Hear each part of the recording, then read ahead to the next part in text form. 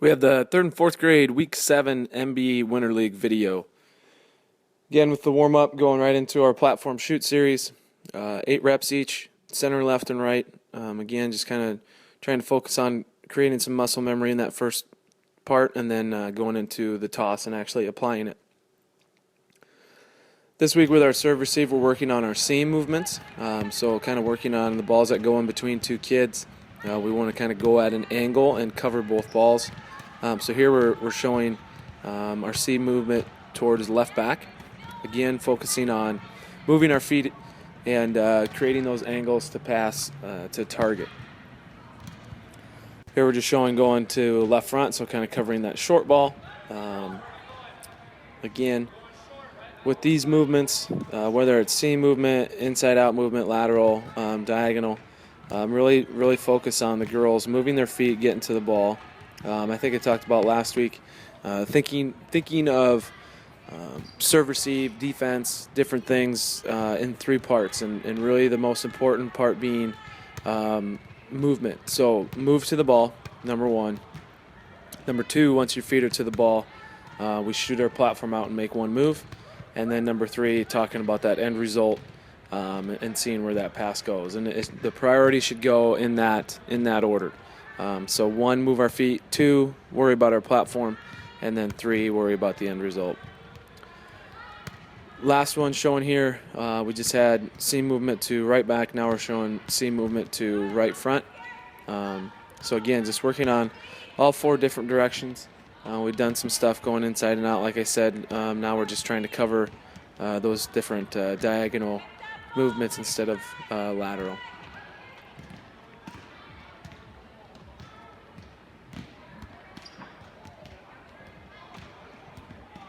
Again, this week, serving, we've done 1 leg serving before, so we should know what we're doing. Again, 1, 2, and 3, focus on that toss. That starts our movement. 2, step into the ball, and then 3, make sure, also very important that our kids are making 1 move with their swing. I always see a lot of times with the younger kids especially that, we have our elbow back, we're ready to swing, but then once we toss, we kind of move our arm around, and then we try and draw back again before we make contact. Let's just make things simple. Low toss out in front. We're not using our step until we get towards the end line. But then 1 fast arm movement into contact. If kids are having troubles, they have a bunch of movements with their arm. We say throw the ball over as far as you can, and then kind of compare that. If we want to throw, we're not going to do a bunch of different things with our arm. Going into controlled read after serving, we're using all 3 contacts this time. So again, focus on the kids come in. We call out what the coach is doing as early as we can, and then we're working on communication, mine and yours, and then we're trying to set things up. If we can tip the ball over, if we can attack, that's awesome. But again, just trying to focus on at least using all 3 and getting 3 touches on the ball. But again, read what the coach is doing. Don't watch the ball go up and down. See that it gets tossed to the coach. See what they're going to, their platform, or maybe they're bringing both hands up and setting, or they're drawing their elbow back and ready to attack.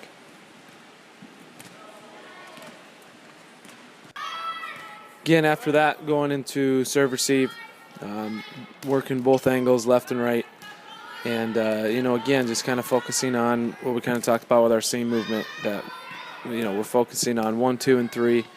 Movement to the ball first if we're moving our kids around just a little bit with our tosses. Then we focus on our platform. And then we kind of worry about what our end result is. I really feel that if we put a lot of focus on 1, and we're having good success, and then we focus on 2 after that, it's going to be a lot easier to figure out why maybe number 3, our end result, isn't what we want it to be. So if we're always just kind of thinking about passing directly to target, then we're not necessarily doing that. But if we're not focusing on moving our feet to the ball and our platform, then it's kind of hard to know why number 3 isn't going to where we want it to be. And then again, this week, with whatever time we have remaining, just coach's choice.